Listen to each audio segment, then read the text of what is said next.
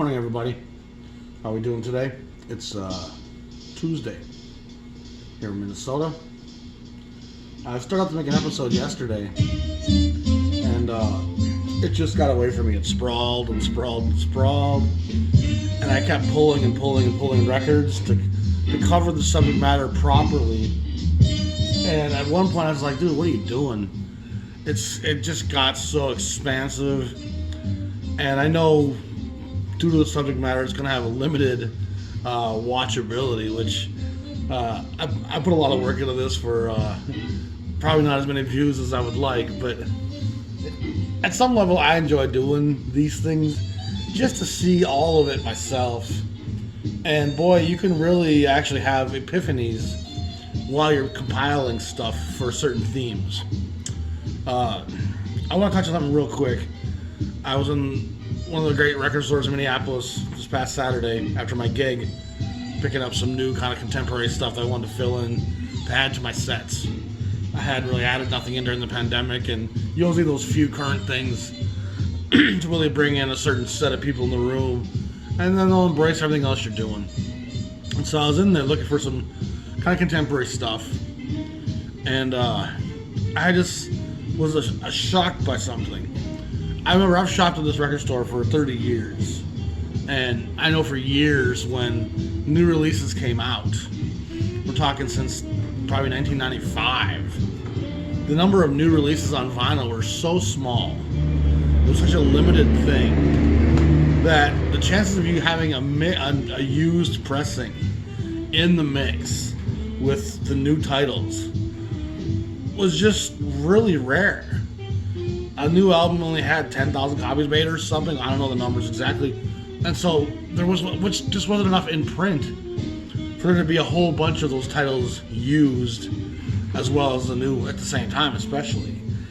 And I'm going to say that from probably 95 to 2020, the amount of vinyl that was sold on new releases never really allowed for there to be huge stockpiles of those titles used. And so when I was in Cheapo on Saturday, looking through the pop, the R&B, and the hip-hop sections, I kept seeing multiple copies of new releases used. And I was very perplexed. I'm like, some putting the wrong sticker on these? Did they run out of the new stickers? They're using used ones?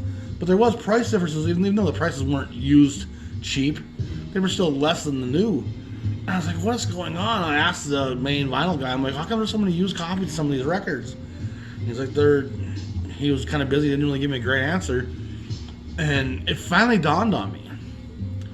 All these kids that are buying records at Target and Walmart and Amazon, half of them are going to sell those records in the first 6 months to a year, and they're going to end up in one of the few places that buy used records, which is Cheapo. And so the new Justin Bieber record had 7 copies of it used. The new Ariana Grande, Maxwell, it was Pop Smoke. A lot of these artists had multiple the new Halsey, multiple pressings, multiple versions were in there used. And so what that tells you is that there's actually a great deal of these records being sold now. It's got its upsides and downsides. The demand is so great from these big box stores that it's undercutting the little small retailers like the record stores who aren't getting half the titles they want because Target wants them. And so that's one of the issues that Tony at Cheapo is not getting. A lot of the new and back ordered stuff's just not showing up because it's being swallowed up by the big retailers. But it does mean that for us consumers, suddenly there's a glut of used new vinyl on the market again, which you saw that in the height of the CD era. A new release would come out, and 6 months later there'd be 10 copies of it used on CD. So to see that much used vinyl being in the store, it was made for a good deal for me, financially, but it also says there's a lot of vinyl being sold right now. And I'm sure it's not 80s vinyl market share kind of thing yet, anything like that, I'm guessing. Maybe it's 10% of that. But it's still enough that one of the few places that will buy used records, they're getting quite a lot of it in. So that's a great little piece of information, I think, that there's that much vinyl being sold now. And it's not something I really noticed first. I usually shot for jazz, during the pandemic, I didn't shot much at all. And pre-pandemic, this wasn't the case yet. It was still pretty rare to, it was always when you were going through a new section of someone's artists, you find a used one, they're like, oh, sweet. And it would be more likely you'd find like a used copy of a reissue of something. Bob Dylan's Freewheelin'. Oh, look, this is one of those new reissues. Here's a used one. But to actually have a new release, have used copies, that was pretty rare. And to have all these multiple copies, it was just quite astounding, honestly. It took me a while to figure it out. So anyway, yesterday's episode, it just got away from me to the point where I ended up just pulling records for this all day. And I'm just going to now film it today. We're going to talk about organ players. And my initial inquiry was just like, let me show you all the Blue Note organ players. But that felt wrong to show you and not show you what happened at Prestige at the same time. And then when you're showing Prestige and Blue Note, you're like, well, some of these cats ended up on other labels. We need to kind of cover their work there. Next thing you know, I'm just talking about organ players in general. And we're going to talk about 24, 25 guys. And we're going to skip through this stuff fairly quickly. But there were some real epiphanies I had doing this. Some real eye-opening things. And I'm going to show you the evidence. Then we're going to talk about some conclusions at the end. The organ was never a jazz instrument throughout the Dixieland and really even in the swing era. Certain cats dabbled in it. The great Fats Waller, one of the first guys to really say, I'm going to play the organ. And Fats is one of the most charismatic people in the history of jazz. Like a Sidney Bechet, a ton of personality, a ton of inflection of his own style and personality into everything he played. He could take something you wrote and put so much of his style into it, so much of his bravado and his braggadocio and just his whole personality would come through in every piece and almost recreate the song. Louis Armstrong had that same ability to personalize the music, and that's something that jazz does. Almost every other genre of music, when you cover a song, you try to encapsulate the initial intent of the song, of the lyric, of the writer. You don't really try to push past that too often. And even when you do kind of recreate it to some level, like Johnny Cash does with Hurt, there's still the same vein and place of what Trent Reznor's talking about versus what Johnny Cash is talking about, even though it has a new interpretation. But with guys like Billie Holiday and Louis Armstrong and Fats Waller and Sidney Bechet, the dynamic was so great that you could flip the script 180 and have a song mean something completely different from what it initially was intended to be about. So Fats is an important figure. I have 5 or 6 Fats collections because this stuff's all pre-war, 78 era stuff. I probably have a few tracks of him playing the organ. I didn't have time to dig out and look, but he's certainly someone that needed a mention here. Next, I want to talk about Bill William Count Basie.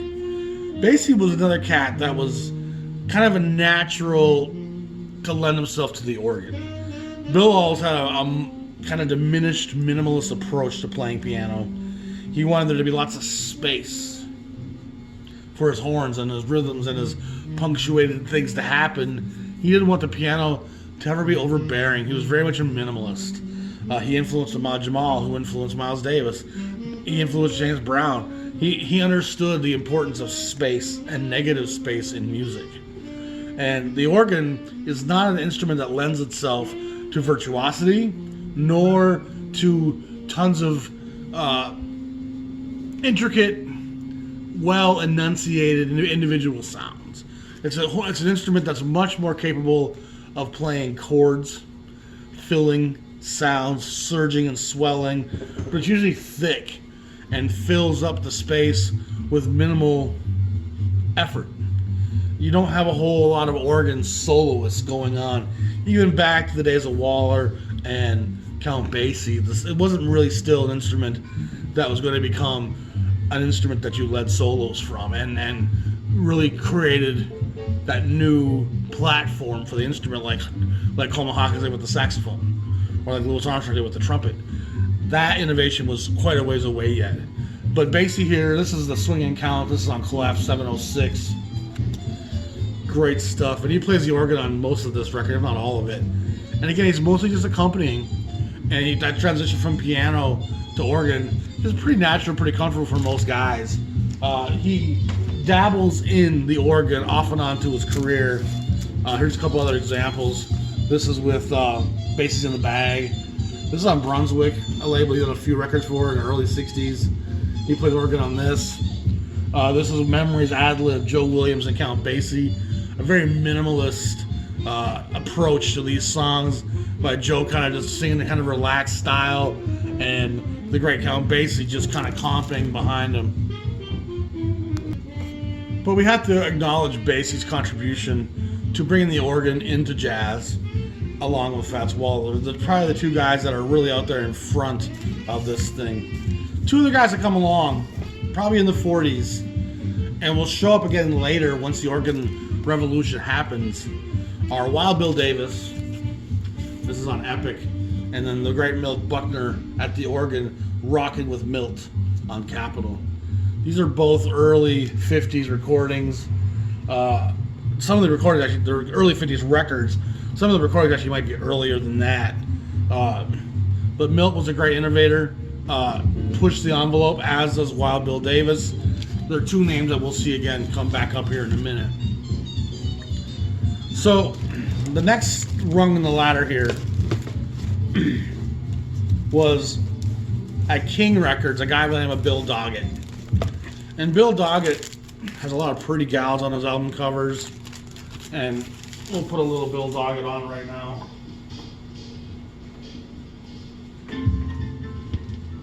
One of the great things about the organ is it's actually a very flamboyant instrument. And once you get a hang for it, it can be very demonstrative, very emotive. It can be very brash. It can dominate. It can be a lot of things. And I think the organ is a special thing for one reason primarily, is how well it embodies and captures the black experience. And I say that primarily because it's connected to the black church. And most of the great Baptist churches had organs. And if you've ever been to a black church, black praise and worship ain't the same as that Lutheran Anglican experience. What you get in that Catholic basilica don't sound nothing like tambourines and potato salad dancing down the aisle under the influence of the Spirit with the organ, with the drummer, a bass player. They throw down. And the gap between the secular and the spiritual in the black community was always interwoven very finely. And so when the organ starts to have a place in jazz, there's a comfort with the black community, a familiarity with it, and it really dovetails nicely into the black experience. And a lot of what happens in black jazz in the next 20 years, as it moves from bebop into hard bop into a myriad of different sounds, the soul jazz movement, the boogaloo sound, which is kind of a cousin of soul jazz, the R&B, blues, rock and roll movement, the organ's kind of dovetailing between all those facets. And the black community stays with those sounds. It reminds them of the church. It reminds them of their dad. It reminds them of a good time. And for the most part, the organ movement in jazz is very dominated by the black side of things. As the envelope starts being pushed in all the other genres of the music,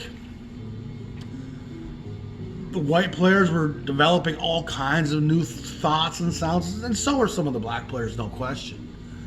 But there's a large chunk of black jazz musicians, the black sound, rhythm and blues, Ray Charles. The organ has a center within that community that made those records popular and sell and be commercially viable. And one of the epiphanies I had making this session was the record labels that survived the 50s and moved into the 60s, almost without exception, embraced the organ. And almost without exception, the labels, we're talking the smaller jazz labels, that did not embrace the organ didn't survive into the 60s. And I'm gonna show you this by label. So now we're talking about Bill Doggett. And Bill Doggett's from King. And King Records out of Cincinnati and Chicago was a very black-centered neighborhood urban label. And James Brown's affiliated with them, the Federal, all the great blues artists on King and Federal. It's really a who's who that's really only has to take a second place in the Chess, Argo, Cadet, Checker family. The King body of work is very impressive, and it's very black-centered. And a lot of these record covers that Bill Doggett makes plays Duke Ellington, number 533. He makes a lot of records for King, 557.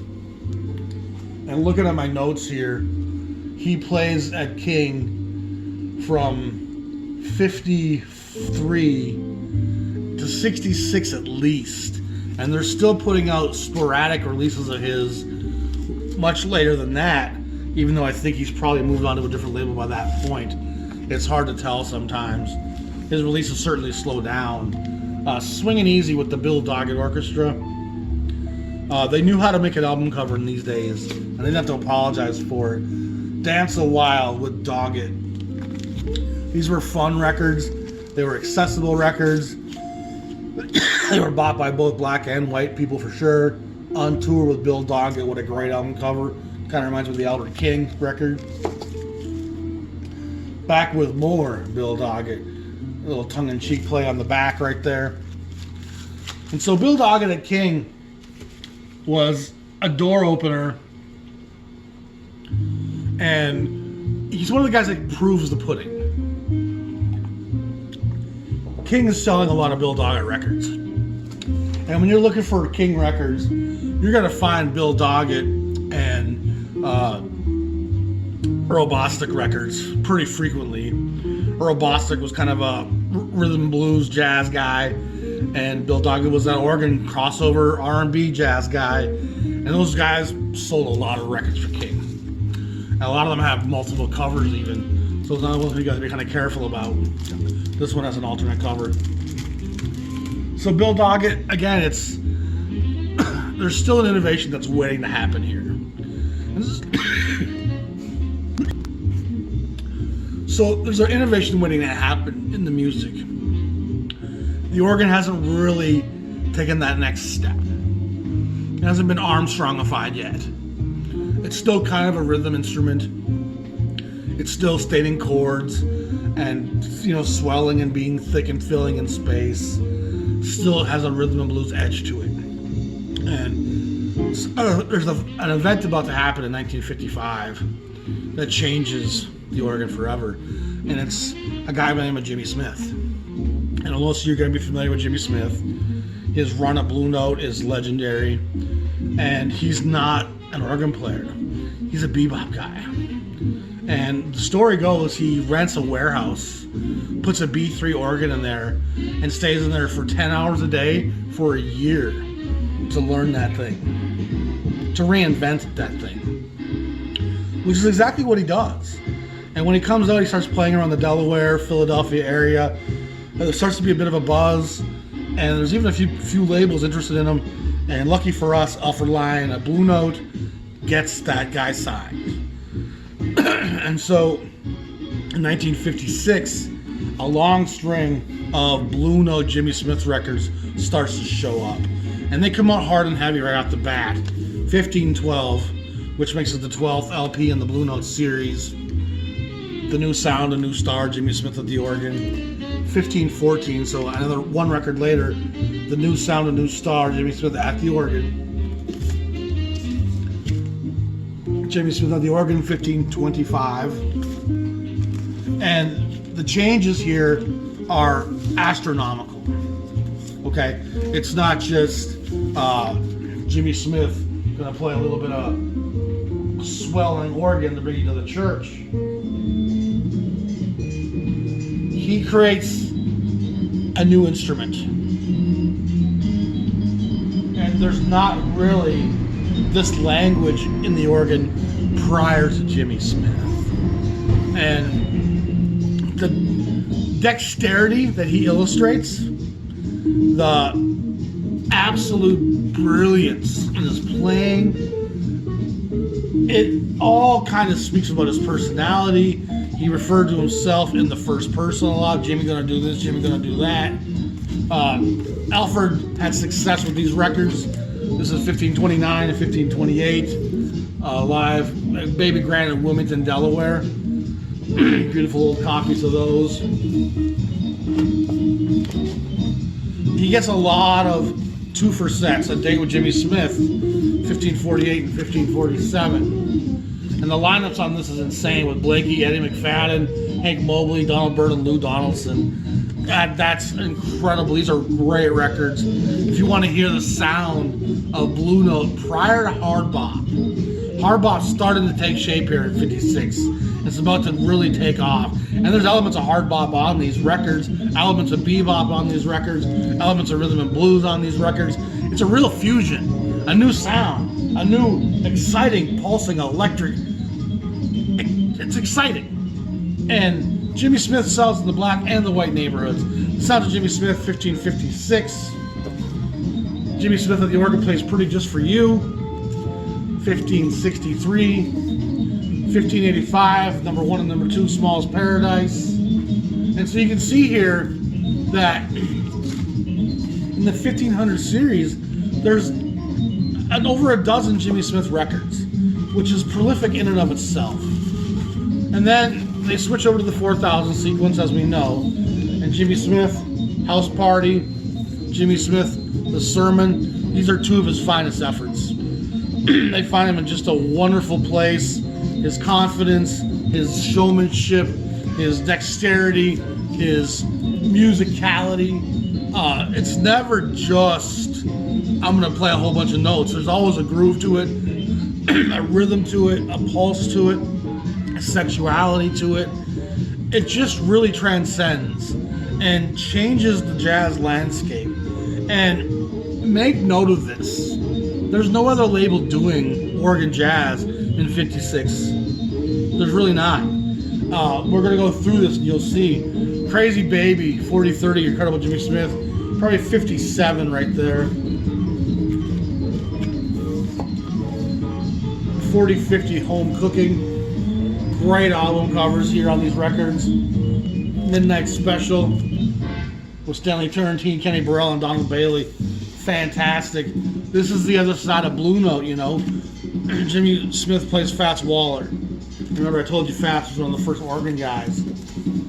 The Incredible Chicken Shack. Back of the Chicken Shack, Jimmy Smith. Awesome stuff. That's number 4117. And it's right around that time where Blue Note is devastated by him signing with Verve. And we're going to come to that next chapter when we get there. But Blue Note actually has a lot of Jimmy Smith stuff in the vaults. And they continue putting stuff out for the next 10 years. Jimmy Smith rocking the boat. It's got Lou Donaldson, Donald Bailey, and Quentin Warren. Exciting stuff.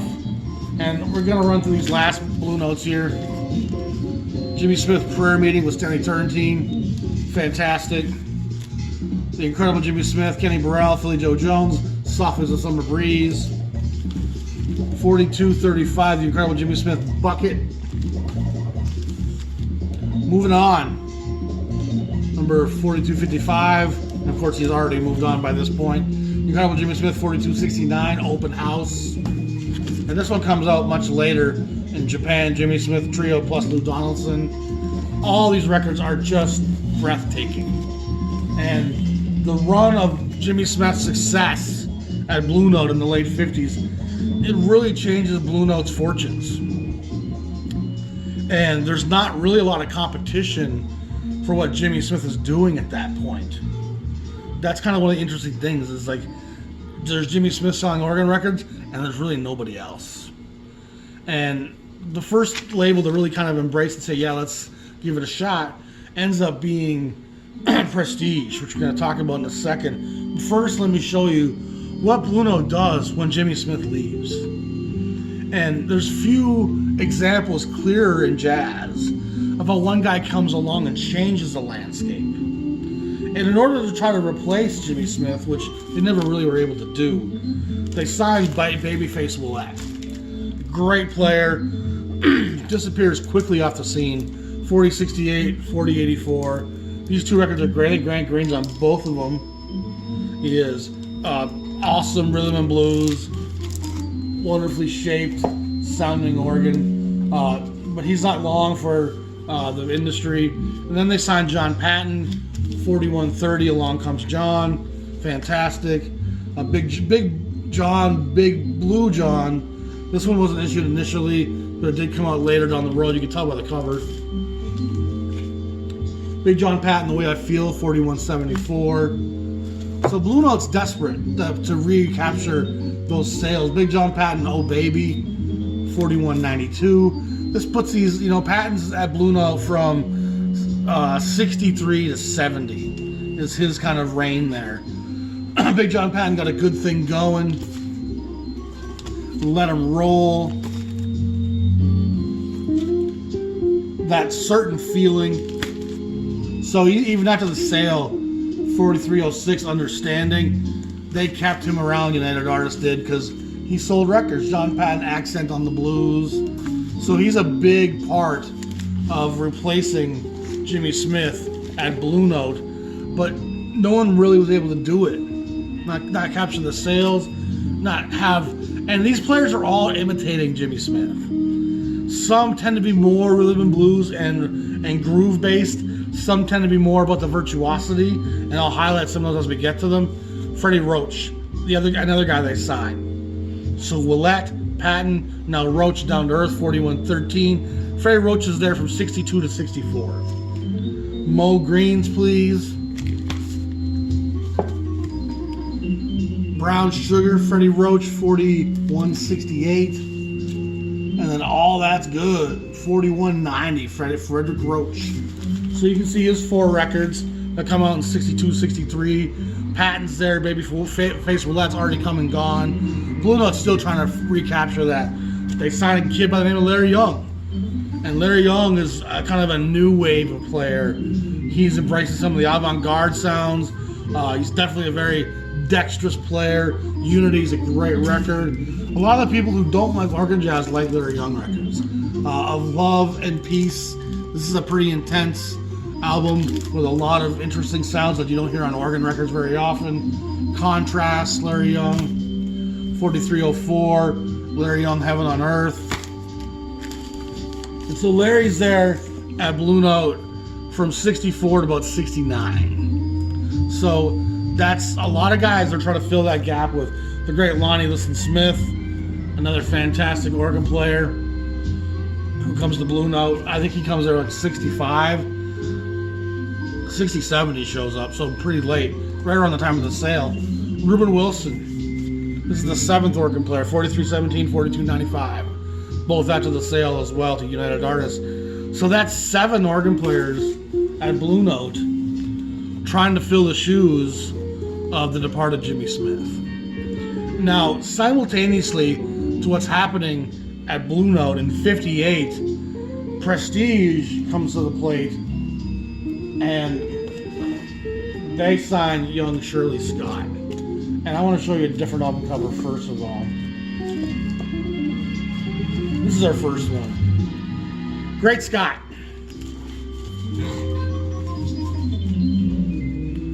Jimmy's doing things that you can't do on the organ. He's doing things that nobody else can do on the organ. But Shirley Scott is what's known in the business as a bad girl, bad bitch. She's in a man's world and she stays around making records forever. She's at Prestige from 58 to 64. And let's just run through her titles real quick. Great Scott, 71, 43, 58 or so.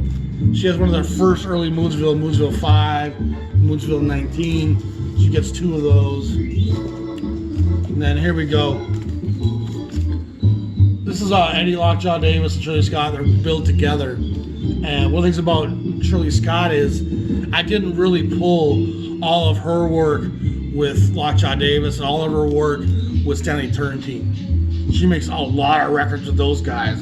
I mostly just pulled the ones that she does as a leader. Here she's a co-leader, so I pulled that one as a kind of an example to remind me to tell you about all of her crazy amount of side work. Scotty, Shirley Scott, 7155, great covers.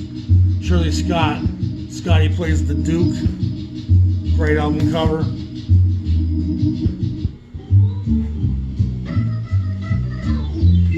She's a spunky gal. She's not one of those kind of gals that's going to sit down when she's told to. Unless you're telling her to sit down on the organ and then get out of her way. Soul Searching, Shirley Scott, 71, 73.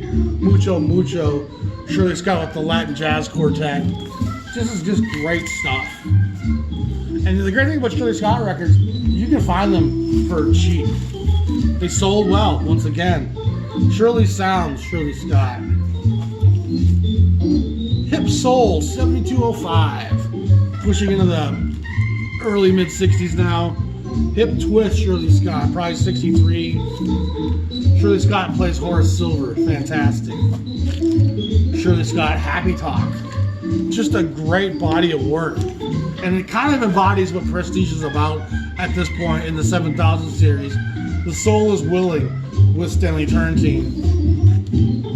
Shirley Scott, Satin Doll, a great Ellington composition. I mean, you don't see many gals get this type of body of work. It's fairly unprecedented. But Shirley just had it. And Drag 'Em Out, Shirley Scott, fantastic. Shirley Scott with Stanley Turrentine once again. Like I said, she's with Stanley and others quite a lot. This is with Kenny Burrell, Traveling Light. They're kind of dually billed there. And that's one of the first Shirley Scotts I got because I'm a big Kenny Burrell guy. Shirley Scott, Blue 7 with Oliver Nelson and Joe Newman. Awesome stuff. Shirley Scott, Soul Sister. And she was definitely that. Working, Shirley Scott. And then Shirley Scott, Now's the Time. And a few of those last ones came out after she had left for Impulse, which we'll talk about in a second. Larry Young actually shows up first at Prestige. 1 second. So he actually comes to Prestige early in '60, and he makes 3 records there. I only have 2 of them. The other one comes out late in the New Jazz sequence. It was recorded, but didn't come out till much later. But Groove Street, fantastic. Testifying, fantastic.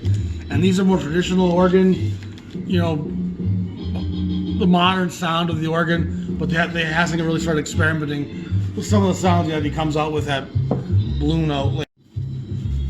Prestige also has brother Jack McDuff, and they bring Jack McDuff into the fold in 1960. So right as Blue Note's losing Jimmy Smith, Prestige has sampled Larry Young. Like, okay, yeah, they got Shirley Scott cooking. They bring Jack McDuff in, and Jack McDuff makes 25 records at Prestige. This is gospel of the Baptist church and the blues and the black experience. From Jimmy Smith to Jack McDuff, this entire body of work I'm showing you, this is black. I mean, it just gives you how it feels. Jack's an incredible player. Again, he's very much rooted in the gospel and the blues. Tough Duff, 7185. And Jack makes a lot of records live. And I was pulling all these records out, I started going, what am I doing? You know what I mean? I'm going so far into this wormhole. But I think it's interesting to see this stuff. Live at the Jazz Workshop once again. One of the only gatefolds on Prestige, a weird development, the dynamic Jack McDuff 7323.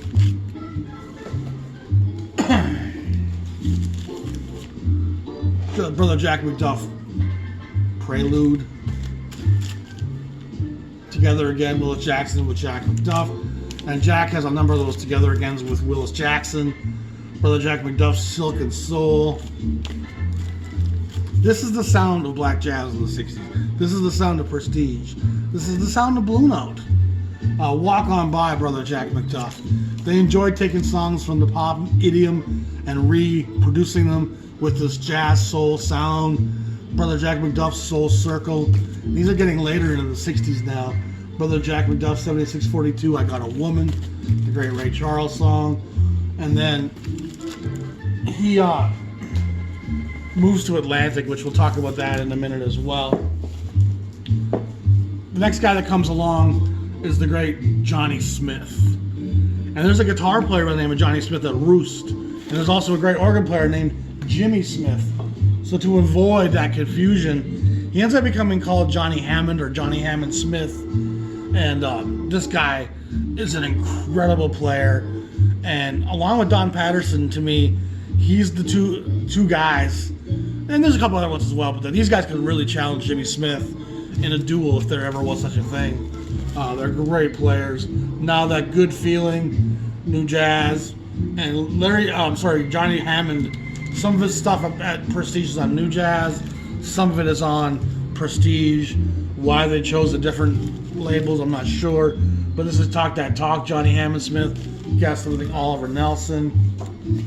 This one's on Prestige. No, New Jazz. With Selden Powell, Look Out. This is Stimulation, Johnny Hammond Smith, 7203. Getting the Message, Johnny Hammond Smith with Lem Winchester, the great vibraphonist. And Johnny Hammond Smith was at Prestige from 59 to 62. So you got Shirley Scott, you have early Larry Young, you've got Jack McDuff, and then you got Johnny Hammond Smith. So Prestige jumps in to this sound. Johnny Hammond Smith with Willis Jackson, Gator Tail. Cooks with Gator Tail, great stuff. Johnny Hammond Smith, the Stinger, and he actually leaves for a while, goes to Riverside briefly, and then comes back to Prestige when Riverside folds. Opus to Funk, Johnny Hammond Smith. These are like 7420, so you're talking mid-60s there now. Love Potion number 9, Johnny Hammond Smith. And Johnny at times, Soul Flowers, Johnny Hammond Smith, 7549. So we're getting later now into the 60s, and you can see that Prestige has just kind of jumped in with Reckless Abandon. One second. The next guy that shows up here is the great Don Patterson, and he's part of some of the best Prestige sessions from the mid-60s. He shows up at Prestige 64, he's there to 69, and his work with the great Booker Ervin, the Texas Tenorman, some of the greatest blues-drenched soul jazz you'll ever hear. There's no lack of guts or blues or feel to it. It's not soft, it's not easy listening. Booker Ervin and Don Patterson will bring you the balls. They'll bring you the whole nut and the sack. Extending the organ of Don Patterson, this is his first at Prestige, 7331. And Patterson's an incredible player, like I said, like Johnny Hammond Smith. These guys can give Jimmy Smith a run for their money. This is Sonny Stitt Shangri-La with Don Patterson. Again, there's a guy he worked with quite a lot. Patterson, most of these guys show up as sidemen frequently, especially with guitar players, certain sax players like Stanley Turrentine. They just love a lockjaw. They love having that organ there. Brings them back to the church.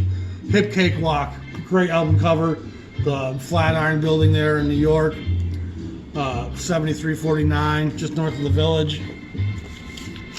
This is with Don Patterson's People, with Sonny Stitt and Booker Ervin. Gospel of the Blues, baby. Gospel of the Blues. You can smell the barbecue. Don Patterson, the Boss Men, with Sonny Stitt and Billy James. Great stuff. And again, there's not a lot of white cats going on here. Don Patterson's Soul Happenings. This is an outstanding record, a great cover. Mellow Soul, Don Patterson, 7510. Don Patterson, Four Dimensions. So the 60s are dominated by these records at Prestige. Don Patterson, Boppin' and Burnin'. Don Patterson, Opus to Dawn.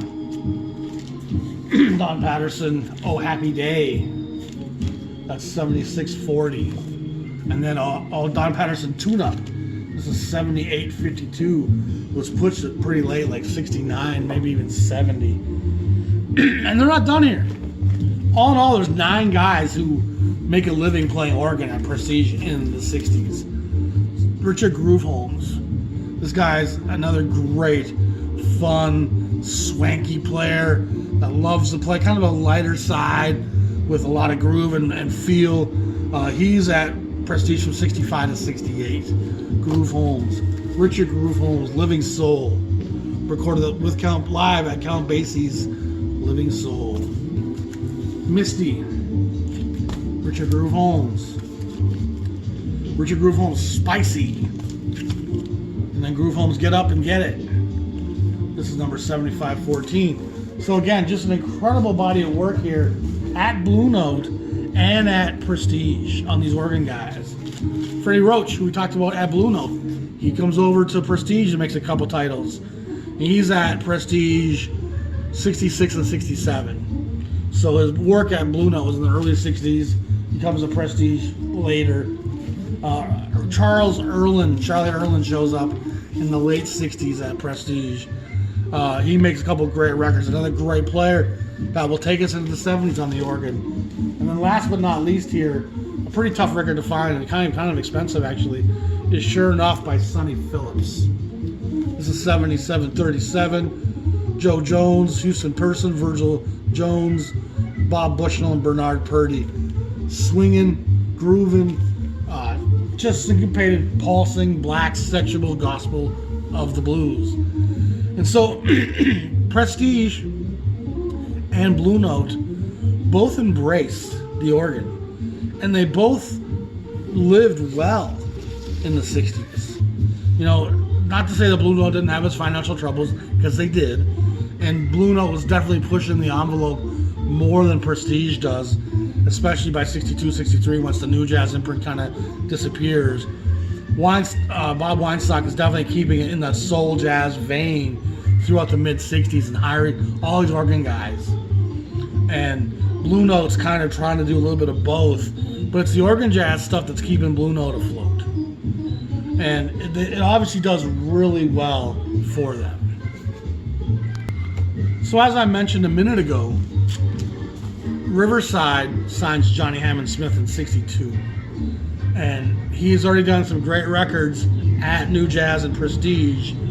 And so they decided to bring him in, and it was too little too late. Riverside was already financially in trouble. Bill Grauer wasn't running the business side of the thing like he should have been. Didn't know potentially what was to be done. Orrin Keepnews was running the production and talent searching side of Riverside. Bill Grauer's in charge of the finance.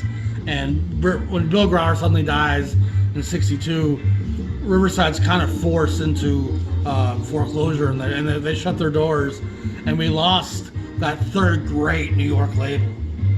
I love Riverside. It's a real sad thing we lost them, and I'm not saying it's because they didn't have more organ players, but I would have to say that if they had a few more organ players, they probably would have sold a few more records and maybe been a little bit more liquid. All that being said, these all show up right at the tail end of the 400 sequence, which a lot of these are kind of stuff that's in the vault that comes out as the label's being shut down. But Johnny Hammond Smith, Black Coffee, number 442. Mr. Wonderful Johnny Hammond Smith, 466. Open House, number 482. And then a Little Taste, number 496. Outstanding stuff, and really the only organ stuff at Riverside until they do have this in the Jazzland sequence. Mel Ryan with Blue Mitchell, Johnny Griffin, Andy Simpkins, Albert Heath, and Gene Harris. This is also a great record by a really unknown player, one of the most unknown guys on this list in terms of people collecting today and talking about organ players. That's it for Riverside. See what I'm saying? That's it for Riverside right there. 4 Johnny Hammond Smith at the very tail end of their run, and 1 Mel Ryan record. And Riverside's gone. if they had embraced the organ sooner, it's no guarantee. It's not a black and white one-to-one thing. But if you look at this list of the labels that don't embrace the organ, Savoy doesn't embrace organ jazz. They ceased to be a jazz label by 1960. Bethlehem never embraced the organ. They're done by 1960. King buys them and they're pretty much a facsimile of their former self, and eventually they're completely gone. Roost Records sells the Roulette, aside from some Count Basie, and I don't know the entire Roulette body of work, but Roost doesn't have organ jazz. There's a little Shirley Scott, Eddie Davis, Lockjaw early on, but that's it. Jubilee, no organ jazz. Fantasy and Contemporary on the West Coast are two anomalies here because neither of them really do much organ jazz, yet they survived the 60s just fine. But they also had a much wider clientele. See what I'm saying?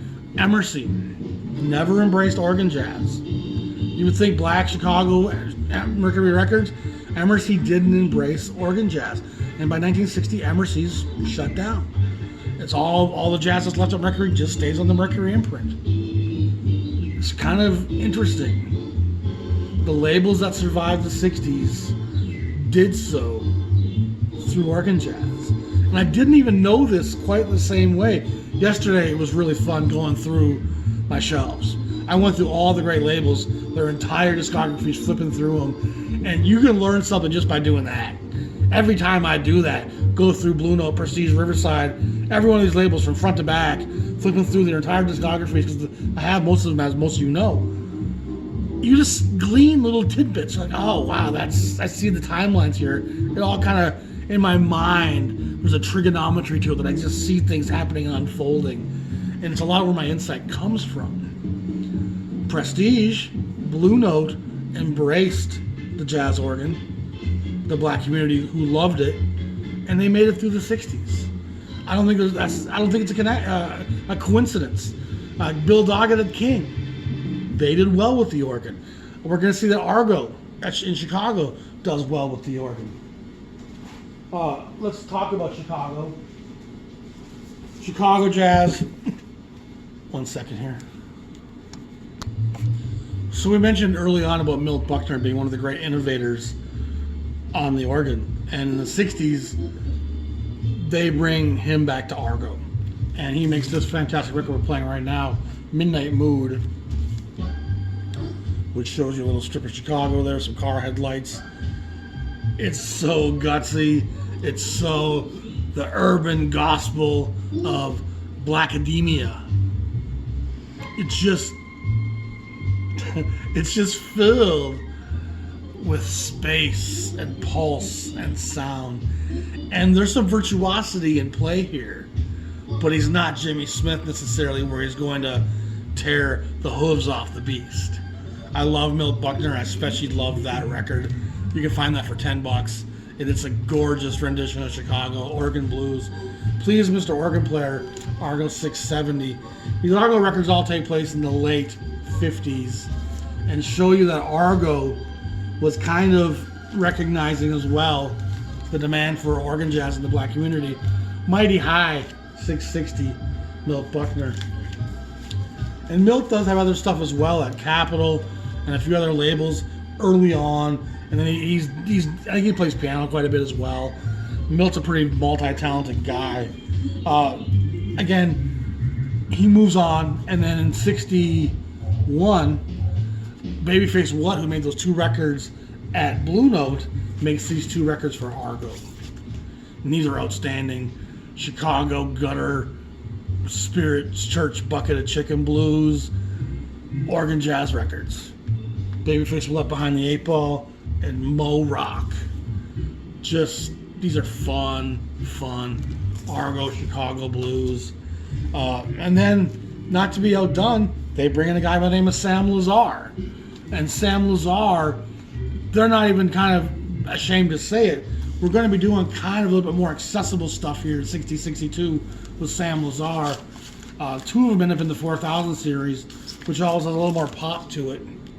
a little more rock and roll, rhythm and blues, less jazz. Space Flight, but this has the great Grant Green on it. How can you not want that with Grant Green on it? And then Sam Lazar Playback 4015, and then he sneaks this one in the 600 series, number 714, Soul Merchant. And these are great records, man.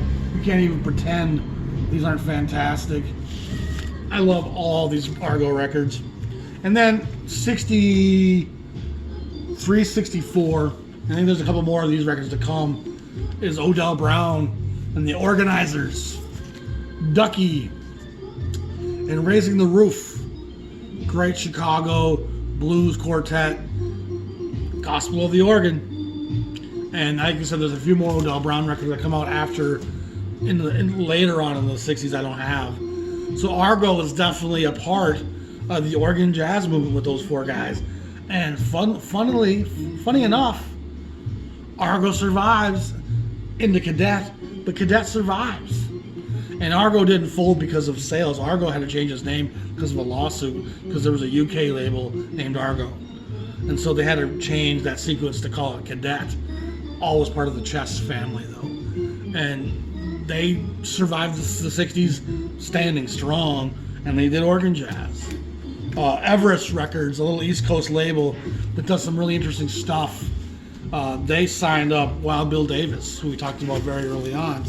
And Wild Bill Davis here, 5014, one of the first 12 inches that they do. Outstanding stuff here. He's a fiery player. And you can see the links here. Flying High, Wild Bill Davis, 50, 52. And then this is Milk and Honey, Wild Bill Davis with the great Charlie Shavers. I'm a big Charlie Shavers fan. One of the great unheralded trumpet players of the 40s and 50s. So you can see the excitement, the popularity as it sweeps across New York and Chicago and all the black neighborhoods. There hasn't been a white guy in this whole bunch.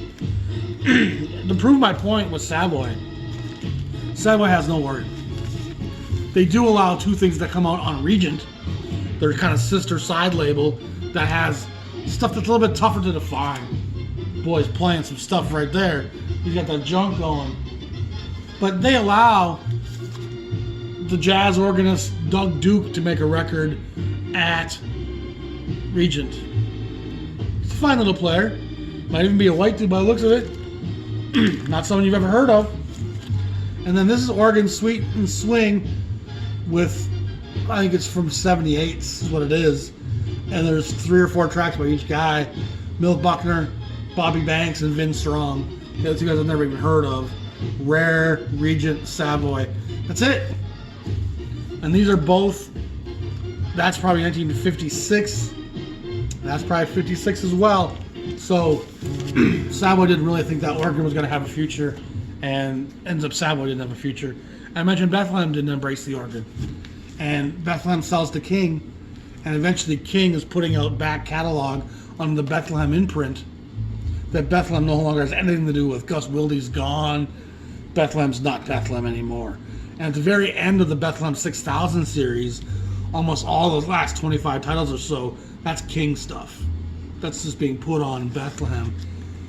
So you might say to me, well, Bethlehem did have a Milt Buckner record, and they did, but this is 60-72. And this one is Eddie Lochaw Davis with Shirley Scott at the organ, 60-69. And those represent two of the last records that came out with those Bethlehem logos. And again, they're not Bethlehem sessions, they're King sessions that Bethlehem was now a subsidiary of, and so they repackaged them and put them out, in part because these guys were doing things and organ was popular. So King's like, let's put these out, give them new covers and get those out there. But Bethlehem and Savoy didn't touch organ. They didn't make it. This is not something I realized until yesterday, pulling all this stuff out. It's very clear the labels that make it are the ones that embraced it. We're going to do one more little section here. This is getting long. I'm just going to show you a few other things that happened in jazz. Earl Grant, the brother who plays at Decca. And these are fairly easy listening organ. This is Decca saying, we want to attract a few black consumers. and that's why they put those out. And he's a nice little player, but he's not Jimmy Smith with it. The great Jimmy McGriff is another great organ player who never made records on the great big jazz labels. He was always on more of the side labels like Groove Merchant and on Sue Records. And he actually has a lot of records on Sue. And I've almost bought a bunch of them a bunch of times. And I was like, I'll get those later. And so I only have those two Jimmy McGriffs, but he's another great player from this era. Here's an interesting anomaly. Atlantic doesn't really touch organ players. You'd think they would be so rhythm and blues based, but they don't really touch organ players, not in the 1200 series anyway. But 1255 has this Joe Mooney's songs. And this is akin to a guy playing the organ and kind of singing pop songs with a slightly jazz inflected sound. And it's fun, and it's not really within the definitions of this other gospel of blues and church that the Black very different. See what I'm saying? It's fun, but it's almost more beatniky, hipster, Vespa, Joe Mooney.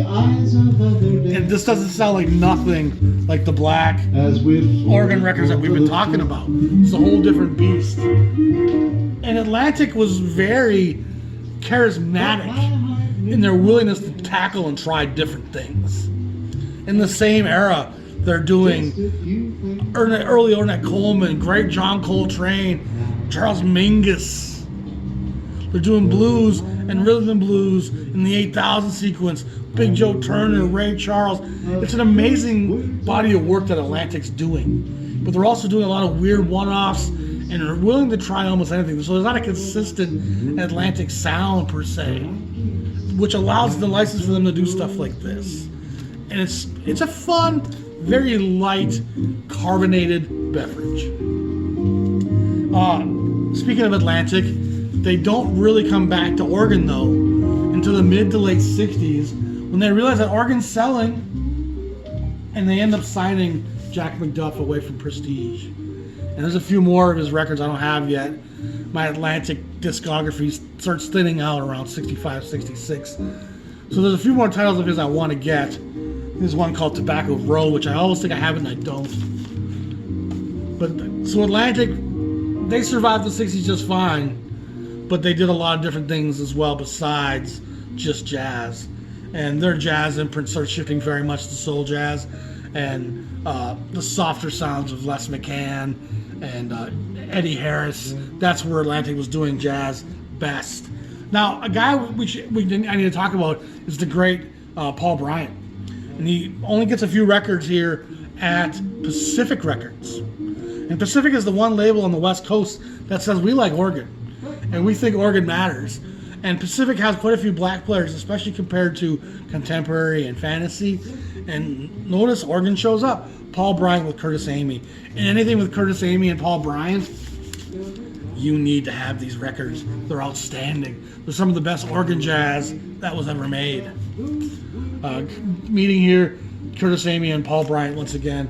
One of the best records in my collection, I think. I love playing that at my gigs. Very fun, very accessible. And then Pacific also recognizes the importance of Groove Holmes. And Groove Holmes actually starts at Pacific before he goes to Prestige. So from 61, 62, he's at Pacific making these great titles. Richard Groove Holmes with Ben Webster and Les McCann. Richard Groove Holmes with Gene Ammons. Richard Groove Holmes with Les McCann. Richard Groove Holmes After Hours. So he makes a number of really great records at Pacific before he moves on to Prestige. And we got one more thing I want to show you real quick. So Norman Granz never really recorded the organ guys aside from Count Basie. And that was only here and there once in a while. I guess the great Hank Jones does some organ playing later on in the 80s. That's pretty phenomenal. I've heard a little bit of that. Very impressive. But Norman Granz didn't really embrace the organ. And that leads to Norman Granz exiting from Verve. And Creed Taylor comes in MGM buys the label, and one of the first things Verve does is hire Jimmy Smith from Blue Note. And it's an impressive body of work he does at Verve. 62 to 1970, he's there holding it down. And Jimmy Smith sells a lot of records at Verve, just like he did at Blue Note. Unfortunately, the sound of these is going to have a lot more production, a lot more oversight. Oliver Nelson is going to be arranging a lot of these. Klaus Ogerman, different guys are going to be kind of arranging these Jimmy Smith sessions. They're going to be doing stuff from the musicals and Broadway shows that are popular. Jimmy Smith becomes a commodity and not just a blues black player. Organ grinder swing. It's not to say there's not some incredible stuff here. There is. There's still some incredible playing, because Jimmy Smith can't not be a great player in any setting. Incredible Jimmy Smith got my mojo working. Great stuff. But it certainly changes the sound and the trajectory of his career, and also changes who's buying his records. Verve is definitely being marketed to white station wagon America with its big gatefold picture coffee table cover books. Like, it's a different beast that Jimmy Smith is at Verve. But it shows you that they recognize that we need some organ, because organ's selling. That's with Wes Montgomery. And by the end of the Verve run here in this 8700s, 8800s, there's all kinds of Jimmy Smith stuff in the vault, but they just start spitting it out. It's just a lot of his work here that comes out in the late 60s. It's almost endless, it seems like. And there's more of a mix in sounds here at this point. Of course, the famous Root Down by the Beastie Boys from that record. Bluesmith, and then Portuguese Soul. That wraps up his work.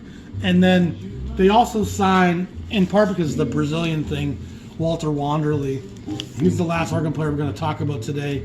He makes 5-6 records at Verve in the late 60s that are also very important records. And of course, Summer Samba, It Would Be So Nice, is one of the great hits of that era, the Brazilian sound in jazz.